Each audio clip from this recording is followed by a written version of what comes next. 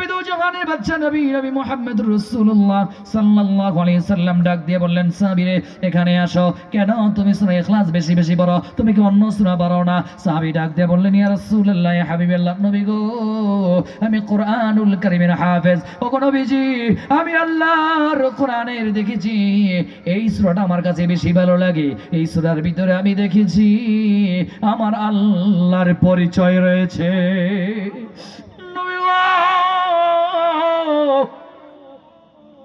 এই সূরাটা যখনই আমি পড়ি, আমার দিলের ভিতরে যেন কেন আল্লাহর মহব্বত বেশি বেড়ে যায়।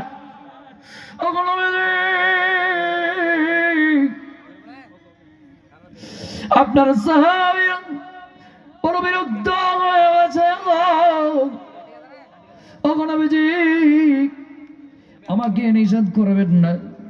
এমন সময় আল্লাহর পক্ষ থেকে জিবরাইল এসে বলে দিলেন, নবী গো, আপনার এই সাহাবী সূরা ইখলাসকে মহব্বত করে।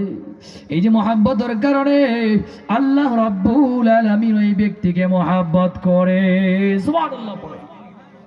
এই জন্য আল্লাহ নবী বলেন, কোন ব্যক্তি সাহাবে কেরামকে ডাক দিয়ে বলে, সাহাবীরা তোমরা কি চাও রাতের বেলা ঘুমানোর সময় 10 পারা কোরআন তেলাওয়াত করে ঘুমাবে?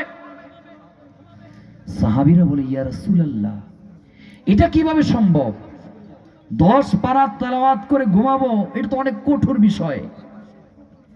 আল্লাহ নবী ডাক দিয়ে বলেন, সাহাবীরা ভয় পেও না, তোমরা শোনো, কোন আল্লাহর বান্দা যদি রাতের বেলা ঘুমানোর সময় সূরাতুল ইখলাস 3 বার পাঠ করে নাই, আল্লাহ রাব্বুল আলামিন ওই বান্দার আমলনামায় 1 খতম কোরআনুল কারীমের সওয়াব লিখে দিবেন। সুবহানাল্লাহ পড়েন।